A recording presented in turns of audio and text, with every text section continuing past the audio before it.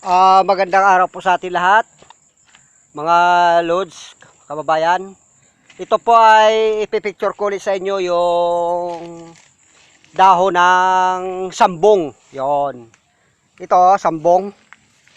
Yan. Yan. Ganda Taba. Sambong. Yon. Ang dahon ng sambong, alam po naman natin na napakaraming pakinabang ito. Yan. Ang dahon po ng sambong, ito ay lalo na sa mga kapanganganak lang, na mga ilang araw ay may dugo-dugo pa yung matres na naiwan, gawa sa mga pag-anak. Ito po ay pwedeng inumin. At gamot din po ito sa binat.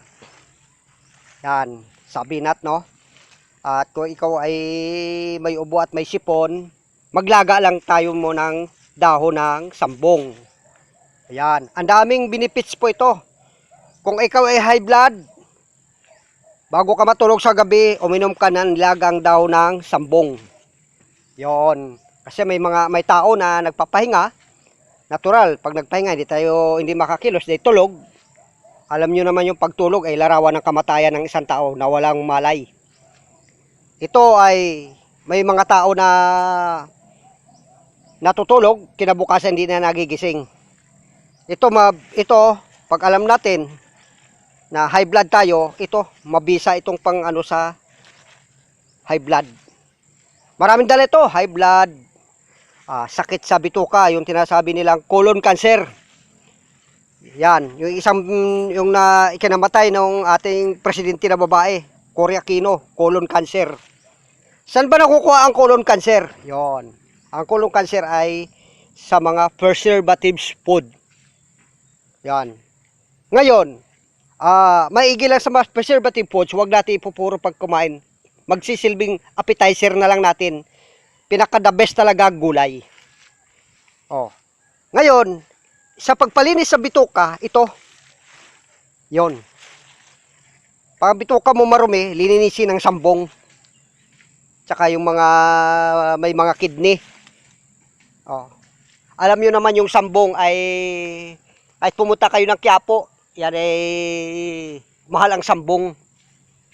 Ngayon, dito sa amin ay napakaraming sambong. Ito ang kalagahan ng may mga tanim na sambong. Hindi lahat ay nabubuhay ang sambong. May mga lugar silang dapat mabuhay sila. Pagka ipinaso mo sila, swertihan lang. Pag sa paso mo itinanim, swerte lang mabuhay. Karamihan sa mga hantad na lugar katulad nito, naarawan sila, nahahanginan sila, nakakasagap sila ng hangin at saka araw. Yan ang gusto nitong sambong na ito. At yung sambong na ito ay isa sa mga magagaling na mga herbal na halaman. Ano pat ang mga lahat ay mga related sa ating sakit sa loob ng ating katawan. May sipon tayo, may ubo, mahina ang baga natin. Inom lang tayo ng sambong. Dahil sa yan ay At ito rin, nilalaga rin ito at pinapaligo ng bagong panganak. Ayan, number 1 dito. Halimbawa ay kapanganak lang na isang babae, ay nag-init ng tubig, itong sambong. Dahon ng sambong ang mabisa. At saka dahon ng kalamansi, dahon ng suha. Yan, pagsama-samahin. Dahon ng kamyas. Yan, silang magkagrupo nito. Pampaligo. At kung wala, dahil ang anunang, isa rin sa gamot, ay bihira yung kahoy na anunang.